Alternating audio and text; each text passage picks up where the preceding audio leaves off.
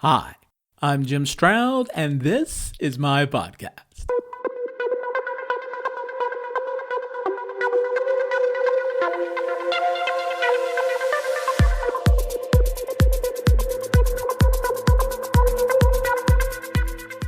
Okay, think about a very difficult situation, no matter what it is. Maybe it's a business issue or some sort of personal dilemma.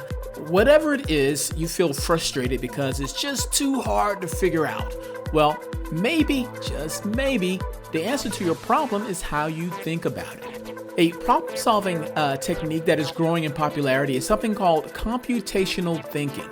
In a nutshell, it's figuring out the answers to a problem the way a computer would. I'll go deeper with that after this. This podcast is sponsored by Superpass, the go-to software for out-the-box content websites and mobile apps. With the Superpass platform, you can create your own branded website and native mobile apps to host your digital content, subscribers, and more. Do you have quality content that you want to share with the world in a beautiful and intuitive site? If so, then Superpass can provide the tech solution for you. Hold all your digital content in one place, your brand, your way. Check out superpass.app. That's SUPAPASS.app. Computers can be used to help solve problems. However, before a problem can be tackled, the problem itself and the ways in which it could be solved need to be understood. Computational thinking helps with this.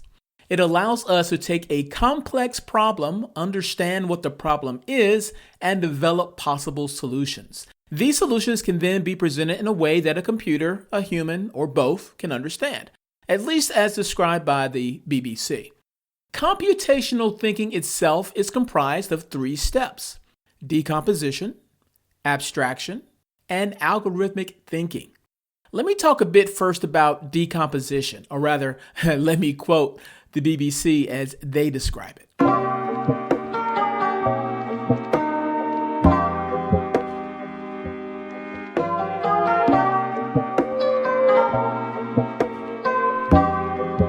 Decomposition involves breaking down a complex problem or system into smaller parts that are more manageable and easier to understand. The smaller parts can then be examined and solved, or designed individually, as they are simpler to work with. If a problem is not decomposed, it is much harder to solve. Dealing with a complex problem is much more difficult than breaking a problem down into a number of smaller problems and solving each one at a time. Smaller problems are easier to understand and can be examined in more detail. For example, suppose that a crime has been committed. Solving a crime can be a very complex problem as there are many things to consider. A police officer would need to know the answer to a series of smaller problems. What crime was committed? When the crime was committed? Where the crime was committed? What evidence there is? If there were any witnesses? If there have recently been any similar crimes? The complex problem of the committed crime has now been broken down into simpler problems that can be examined individually in detail. Once the individual information has been gathered and collated, the police officer may be able to solve the crime. Step 1 in computational thinking is decomposition. The second step is abstraction, which is the process of ignoring the non-essential details of a problem. From this, an idea of what is to be solved can be created. The idea is known as a model, and okay, I think I'm starting to lose some of you. Let me show you an example of what I mean by abstraction.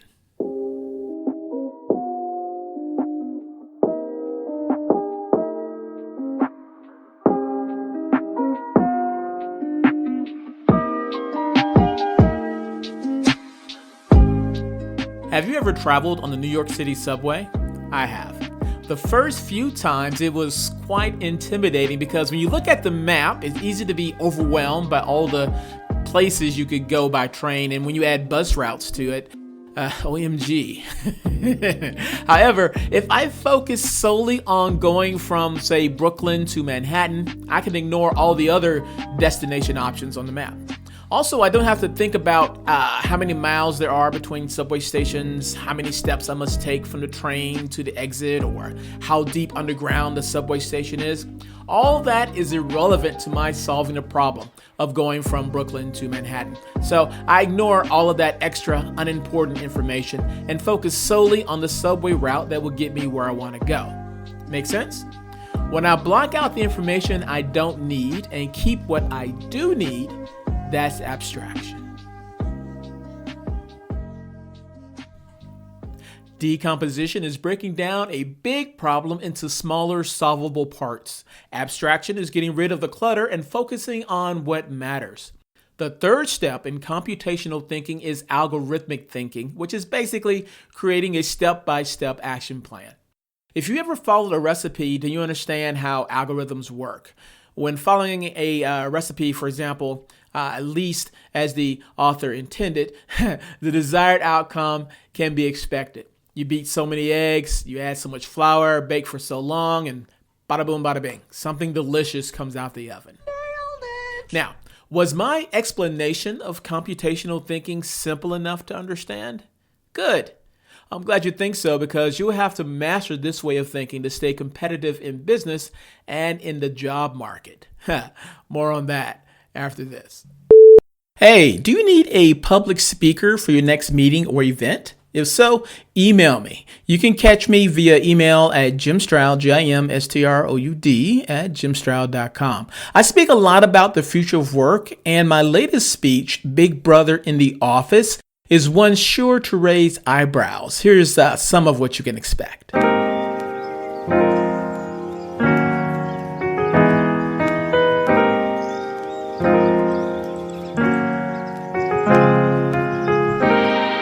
"15 minutes ago, the world changed.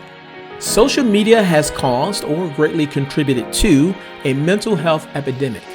As a result, companies had to hire smart in order to protect their interests. So what are they turning to?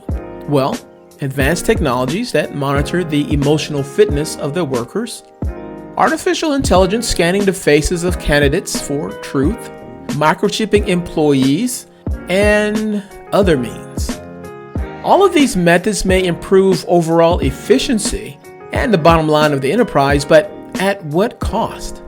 When does the collection and tracking of employee data go too far?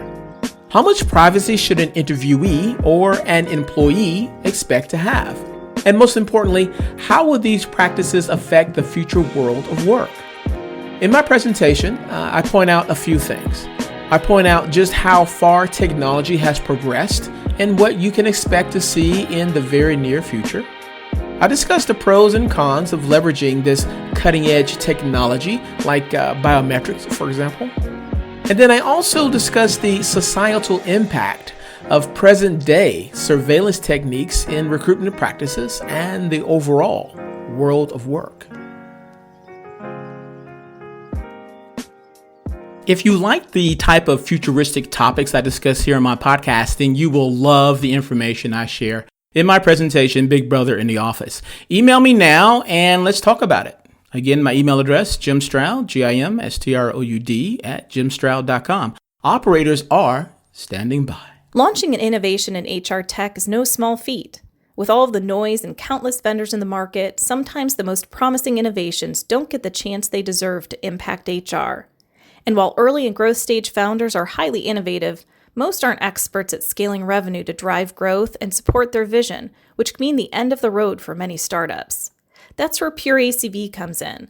We've had the great fortune of working with some of the most innovative brands in HR tech for over 3 decades to build compelling messaging and solid scalable teams that drive growth, giving these innovations a chance to impact how HR is done. To learn more, visit us at pureacv.com. Even if you cannot code a computer, being able to think through a problem with computational thinking will become more and more important as times progress. For example, if you are in talent acquisition, developing a candidate journey from discovering a job description all the way to hire requires breaking it down to simple steps and putting it into algorithmic sequences that can be tracked and tweaked over time. If you are a retailer, Designing a user journey requires the same type of insight. And if you are an employer, computational thinking will likely be at the core of most of your future jobs because as technology becomes more sophisticated and pervasive, you're going to need people who can routinely figure out complex problems. And just in case you think computational thinking is just the latest buzzword floating on the internet, it's not. Case in point. In the U.S., the National Research Council, which is a scientific think tank created by President Woodrow Wilson back in the day, they've been ahead of the curve working on computational thinking for the past 8 years. The Carnegie Mellon University has a Microsoft-sponsored Center for Computational Thinking to advance computing research and computational thinking to improve society. The National University of Singapore has gone a step further and made computational thinking compulsory, regardless of whatever course the students are studying. If you want to learn more about computational thinking and how it could be applied to your business, maybe take an online course in it, something like that, check out computationalthinking.org. That's computationalthinking.org. You'll be glad you did.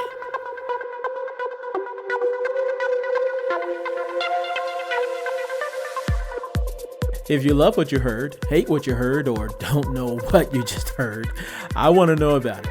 You can leave a comment concerning this podcast on my website at www.jimstroud.com. In addition to finding source material and related information for this podcast episode, you'll find other goodies that I hope will make you smile. And if you have not already, please subscribe to my website. Your continued support keeps this podcast train chugging down the track.